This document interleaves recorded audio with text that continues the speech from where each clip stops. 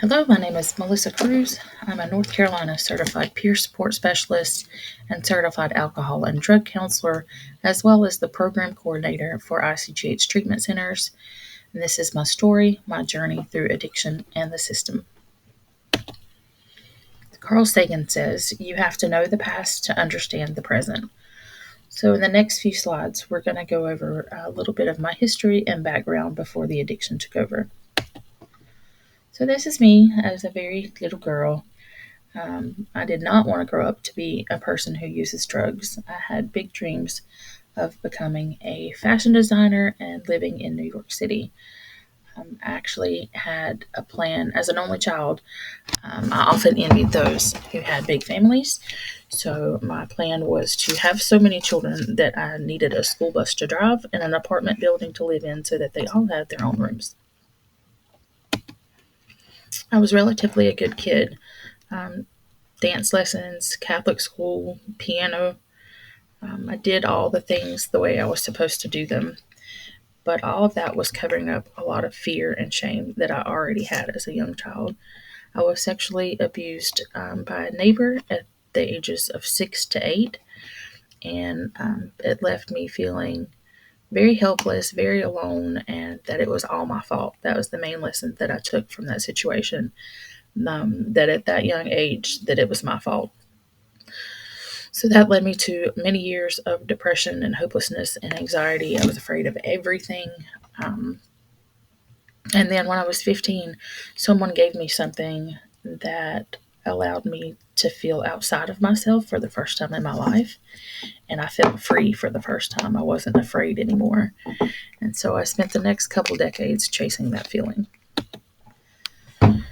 My story is not uncommon. 76% of men and 80% of women in active addiction have a history of abuse.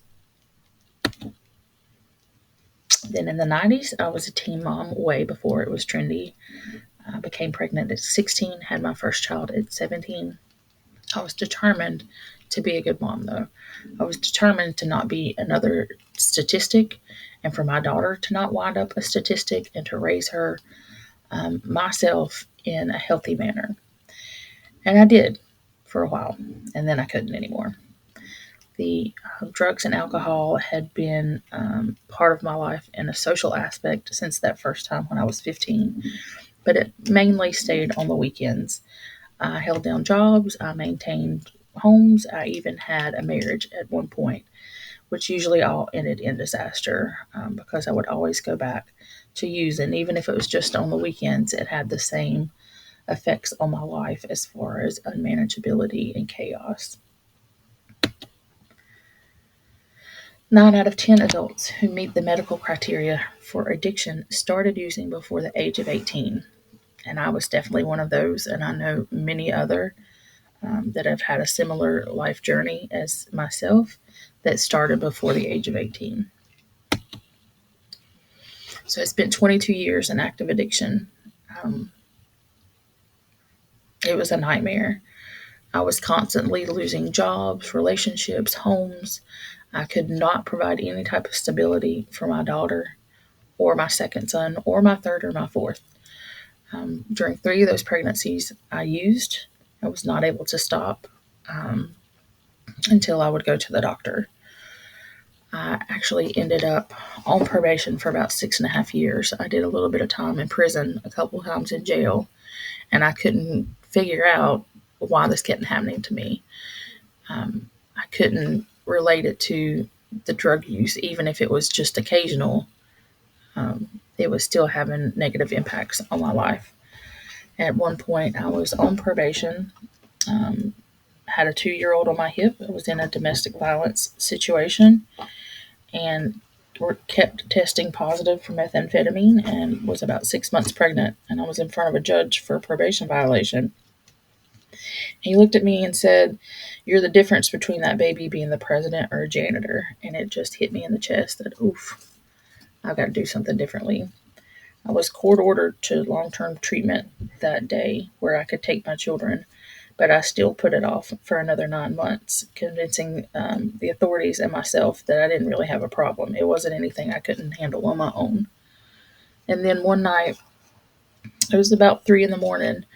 I took my 8-month-old and 2-year-old out of the bed, put them into my car in the middle of the night, and drove 2 counties over to a hotel to pick up drugs. Um, and I just remember looking at them in the rearview mirror as I drove back home, thinking this is all it would take for me to get pulled over, for them to find drugs on me, see my 2 children back there, and take them.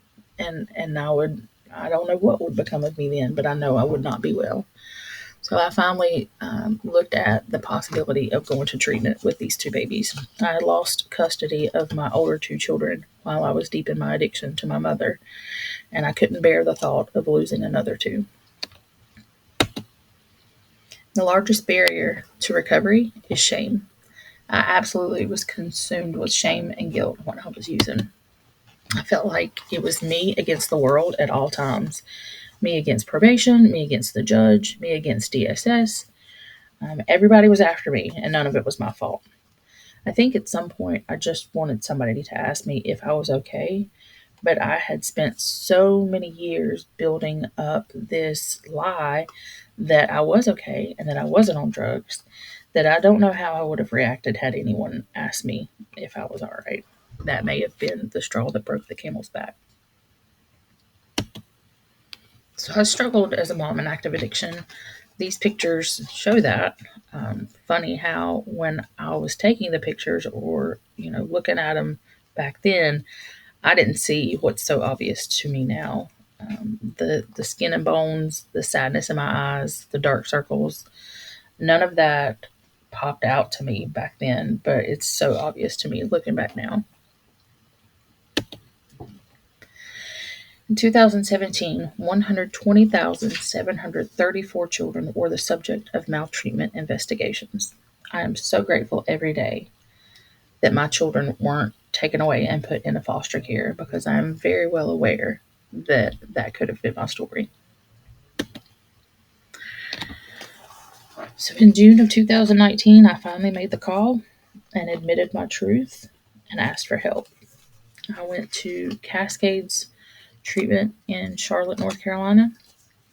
I was able to take my 2 youngest children with me. They were 10 months and 2 years old at the time. It was an amazing experience. It was the hardest thing I've ever done. I went to 12-step meetings. I was given my own apartment unit. I had to learn to clean house and feed my kids and play with them and get up and be somewhere on time, all without being high. And I had never done any of that clean. So it was a process, and I'm very grateful for that time in my life. There are routines, morning routines, nighttime routines, weekend routines that I built there in treatment 5 years ago that I still use to this day. Our life in treatment was pretty good. Again, it was the hardest thing I'd ever had to do. I can't imagine how different it was for my children, leaving no structure and being in one room, to walking around a city and being in our own home. But my kids were troopers, and they stuck by me the whole time. We were there for about 10 months. So addiction is not freedom or personal growth or goodwill or happiness, but recovery is all of those things and more. My life today is beyond my wildest dreams. I have healed the relationships with both of my parents, which were not that healthy before going to treatment. I have repaired the relationships with my older 2 children. My oldest daughter is 26 now. She actually allows me to babysit and keep overnight her 2 young children, which is a moment of restoration for me, that I would ever be trusted with her babies after I couldn't even be trusted with her. We have adventures today. I'm so grateful for this life. I enjoy time with all 4 of my children. I wrote a letter to the CEO of ICGH Treatment Centers, Dr. Corey Richardson, while I was still in treatment. And it was a very odd letter, basically begging for a job. And I was so nervous when I sent it off that I forgot to even send my resume with it. However, he saw through the awkwardness and reached out to me 2 weeks after I moved to Hickory to another program and offered me a job. And I've been with him for 4 years now. I'm also the executive director of Recovery NC, which is our nonprofit, and I work on our housing team at Day One Recovery Homes. This is a life beyond my wildest dreams. I never imagined that I would be responsible or dependable or reliable the way that I am today. And I'm super grateful to Dr. Richardson for that chance. So I've learned to live again with purpose. Um, I'm not afraid of anything anymore. I make connections with people today. I get uncomfortable so that I can grow. I was with Safe Harbor for another year after I left Cascades here in Hickory. I did completely start over in this community, which I'm very grateful for. Through my connection with Safe Harbor, I was given an application for Habitat for Humanity. I was approved for that program in May of 2020, and I moved into my forever home July of 2023. We've been there a little over 6 months now. It's an amazing experience, and I'm able to give back to both of these organizations today. So this is me in active addiction, and then me with 3 years clean. You can see in my face how desperate and hopeless I was, and recovery has absolutely given me back everything I lost and then some. I'm so grateful today for the life that I have. I'm grateful to all the people in the system that I encountered, from probation officers to that judge to DSS workers. I realized that my story could have been a lot different, and I'm just very grateful today that everything went the way it did and that I've come through on the other side.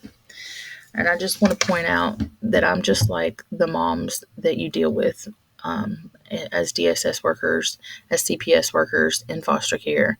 There's no difference in me or them. As long as they're breathing, there's hope. And with treatment and programs, anything is possible. Thank you for listening to my story today.